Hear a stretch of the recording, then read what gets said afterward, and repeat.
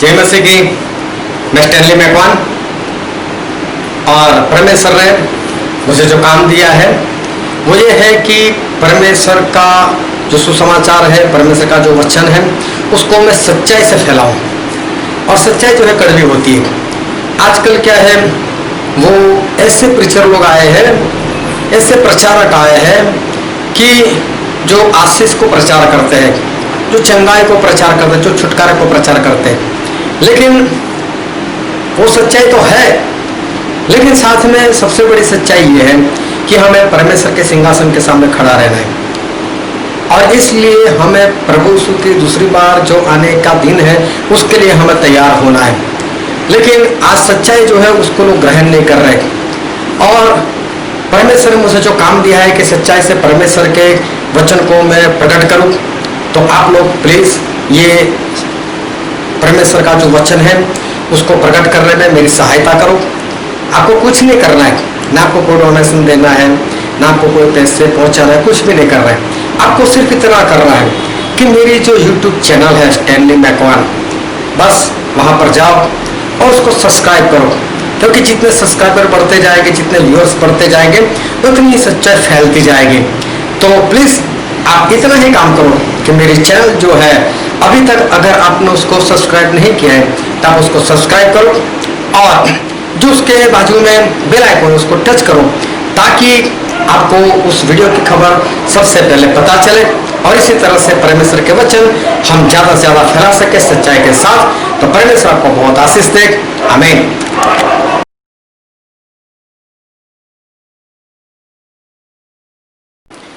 जय मसीह की। ये वीडियो अंत तक देखना, क्योंकि ये वीडियो जो बनाया गया है वो सिर्फ और सिर्फ आपकी हर तरह की बीमारियों की चंगाई के लिए बनाया गया है। और इसलिए इस वीडियो को अंत तक देखना। जय मसीह की। जब आदम और हवा उनको परमेश्वर ने बनाया था और वो एदन बाग में थे, शांति में, आराम में और आनंद में। लेकिन जब उन्होंने परमेश्वर की आज्ञा को तोड़ दी और जो फल परमेश्वर ने मना किया था मत खाना, वो जब उन्होंने खाया, उसके बाद परमेश्वर ने उनको बताया और परमेश्वर ने उनको दंड दिया।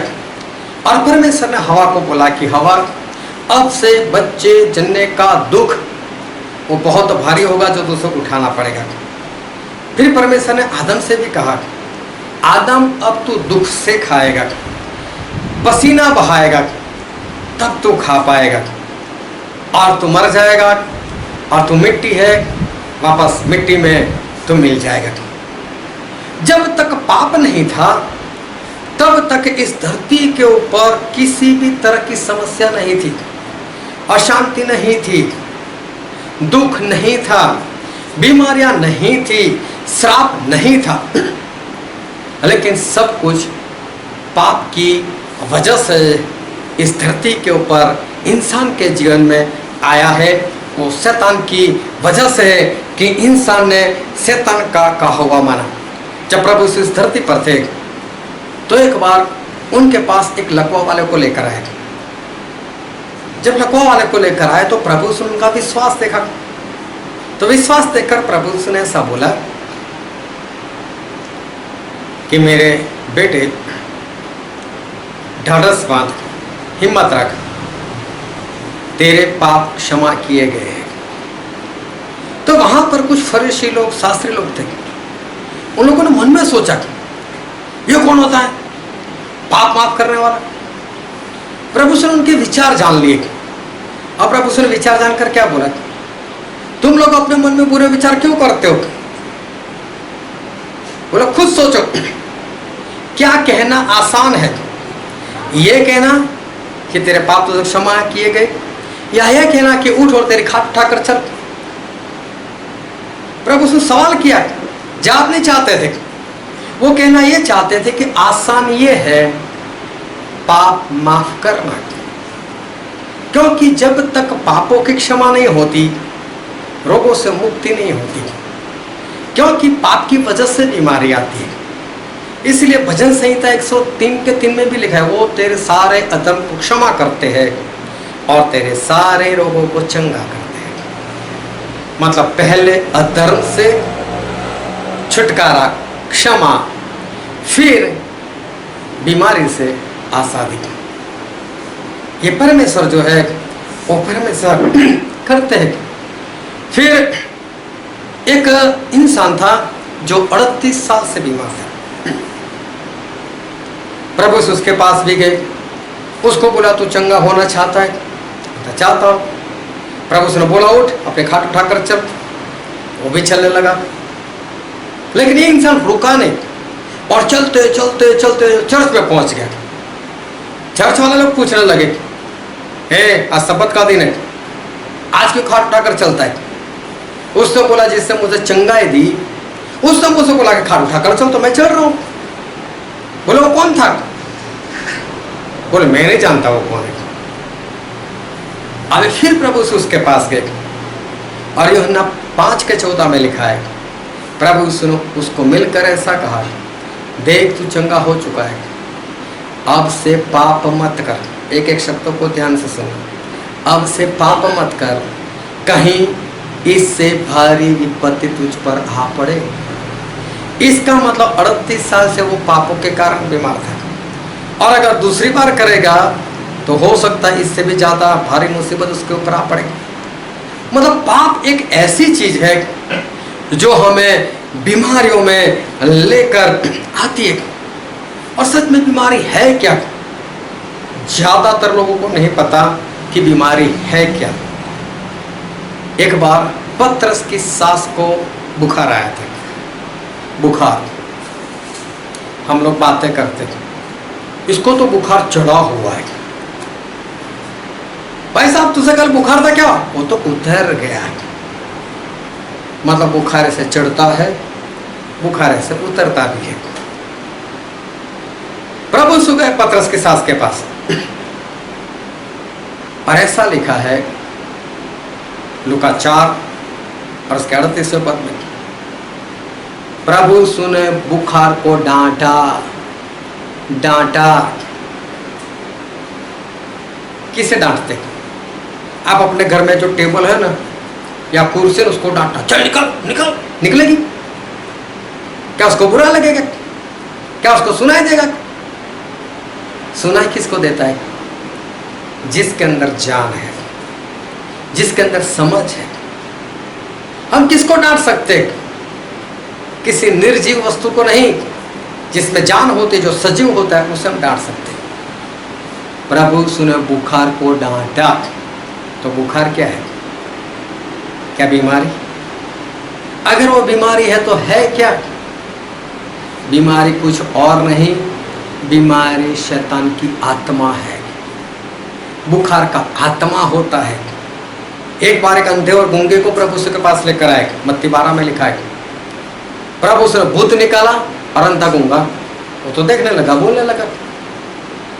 एक बार गूंगा और बहरा प्रभु के पास लेकर आए, प्रभु से तब भी भूत निकाला और वो निकल गया, वो बोलने लगा, सुनने लगा। एक बार एक इंसान ने कहा, मेरा जो लड़का है उसको मिर्गी आती है, लेकिन प्रभु उसने दुष्टात्मा को डांटा, चल निकल। वो निकल गया, लड़का अच्छा हो गया।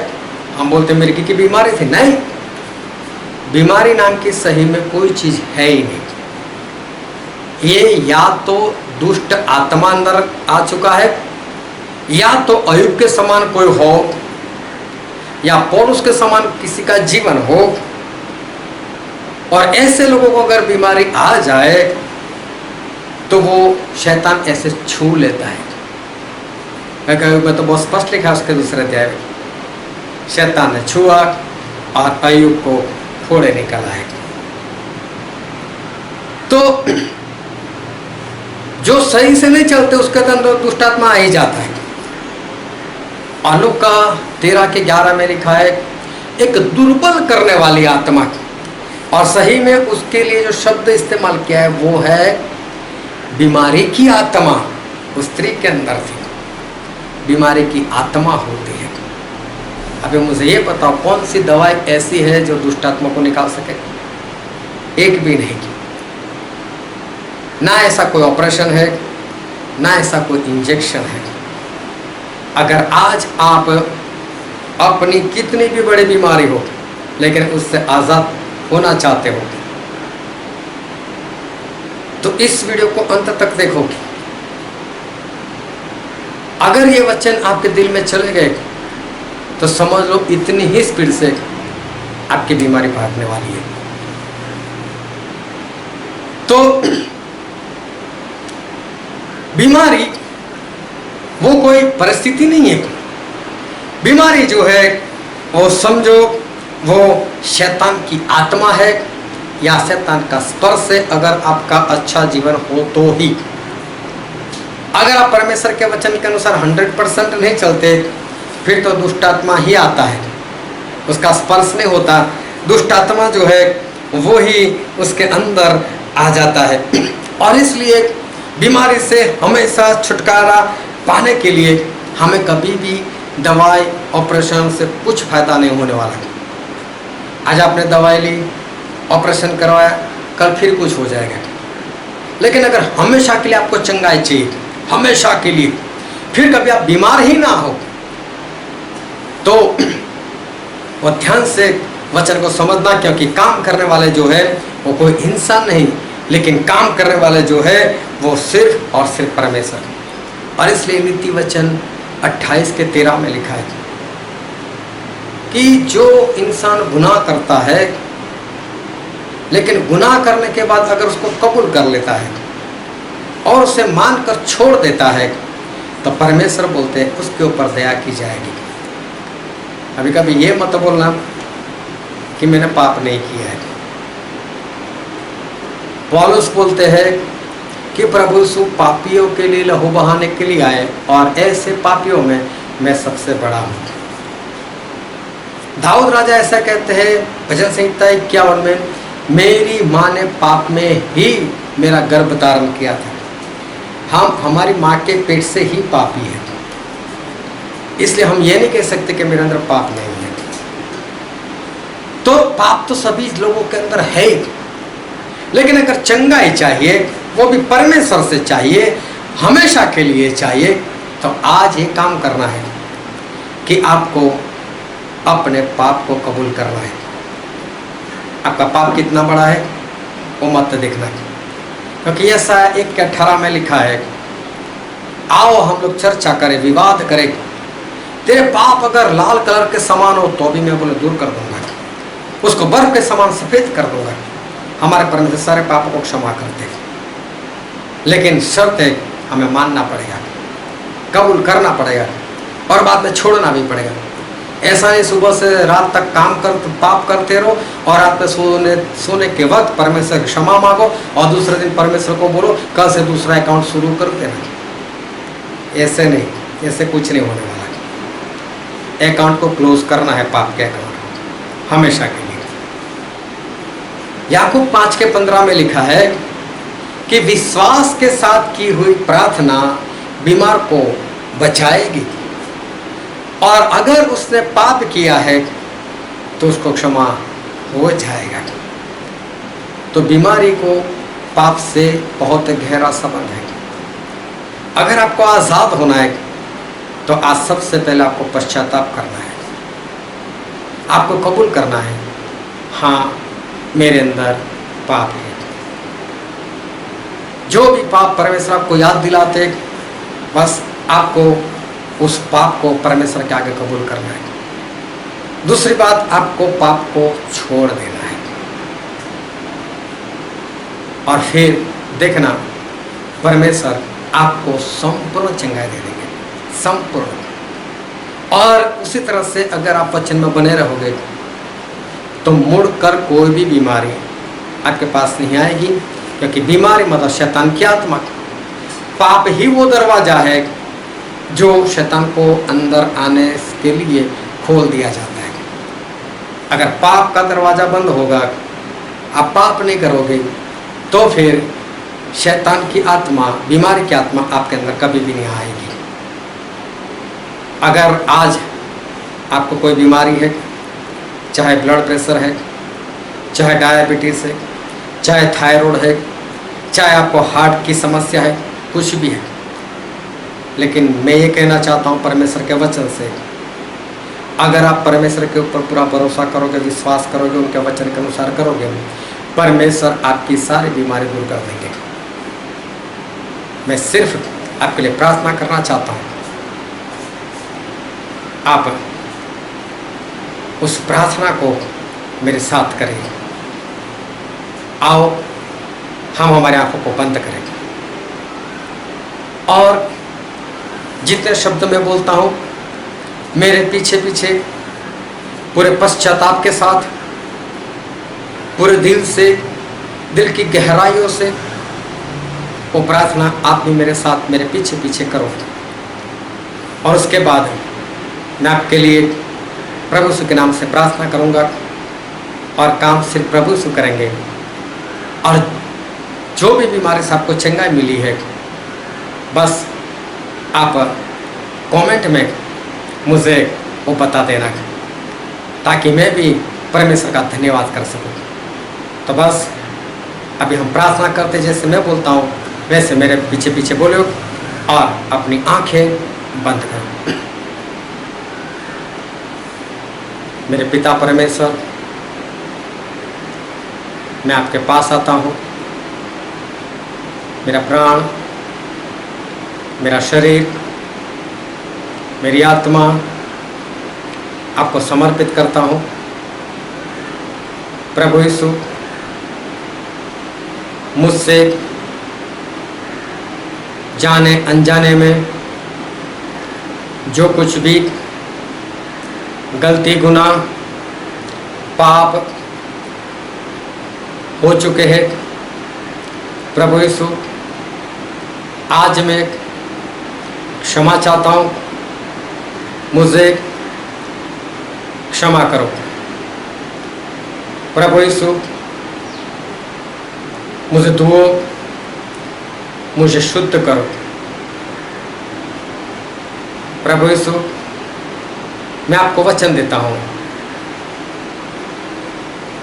आज से, अभी से, इसी वक्त से मैं सिर्फ आपके पीछे चलूँगा। प्रभु यीशु, मेरी बीमारी को आप दूर करो। प्रभु यीशु, मुझ पर दया करो, मुझ पर कृपा करो। प्रभु यीशु के नाम में आमीन, आमीन। अब मैं आपके लिए प्रार्थना करता हूँ, आप अपनी आंखें बंद रखो और परमेश्वर आपके जीवन में काम करेंगे। मेरे प्यारे पिता पवित्र परमेश्वर, हम आपका धन्यवाद करते हैं, हम आपकी आराधना करते हैं। मेरे पवित्र परमेश्वर, आज जिस वचन से आपने हमसे बातचीत की है, उस वचन के लिए हम आपका धन्यवाद करते हैं। धन्यवाद करते हैं मेरे प्यारे पिता पवित्र परमेश्वर, आपके लोगों ने जो वचन सुना है उसके लिए। मेरे पवित्र परमेश्वर, हम आपका धन्यवाद करते हैं कि आज आपके लोगों ने जो प्रार्थना की है वो इनके हृदय की प्रार्थना बन जाए, सच्चे हृदय की सच्ची प्रार्थना बन जाए। मेरे प्यारे पिता, जो उन्होंने पाप को कबूल किया है पिताजी, उनको छोड़ने का फैसला किया है, तब मेरे प्यारे पिता, इनको जो भी बीमारी है उस सारी बीमारियों के ऊपर इस समस्या आपके पवित्र नाम से मैं दिखा लेता हूँ। हाँ प्रभु साहब, आपके वचन से हमें पता चल चुका है कि कोई बीमारियां नहीं है, लेकिन शैतान की आत्मा है। तब मेरे प्यारे पिता, उस ब्लड प्रेशर के शैतान की आत्मा के ऊपर मैं प्रभु साहब के पवित्र नाम से मैं दिखा लेता हूँ। और ब्लड प्रेशर में तुझे यीशु मसीह का पवित्र नाम से कहता हूँ, निकल अभी इसी वक्त, छोड़ दे इन तमाम शरीर को, भाग यहां से और फिर कभी मुड़कर मत आना। डायबिटीज की आत्मा, थायराइड की आत्मा, कैंसर की आत्मा, हार्ट अटैक की आत्मा, कोरोना की आत्मा, सारी बीमारियों की आत्मा, मैं तुझे यीशु मसीह का पवित्र नाम से कह देता हूं, आज अभी इसी वक्त इन सभी को छोड़कर तो भाग यहां से और फिर कभी मुड़कर इस जगह पर मत आना। हाँ मेरे प्यारे पिता पवित्र आत्मा परमेश्वर, इन सभी लोगों को छू लो, छू लो मेरे प्यारे पिता, सभी लोगों को छू लो आज अभी इसी वक्त। प्रभु यीशु सिर्फ और सिर्फ आपके छूने की चंगाई से, आपके कोड़े खाने से जो चंगाई मिलती है उससे सारे लोग चंगे हो जाएंगे, सारे लोग चंगे हो जाएंगे और सारे लोग आपकी महिमा करेंगे, आपकी गवाही लोगों को देंगे। और मेरे प्यारे पिता बहुत लोग आपके पास आएंगे, उनकी रूह आत्मा पर छाई जाएगी। ऐसे आपसे प्रार्थना करते हैं, सारा आदर मान महिमा सम्मान आपको देते हैं, चंगाई के लिए धन्यवाद करते हैं। थैंक यू जीसस, हमारे मुक्तिदाता प्रभु यीशु के नाम में आमीन आमीन। आपकी चंगाई की गवाही मुझे कमेंट में लिख कर दे देना।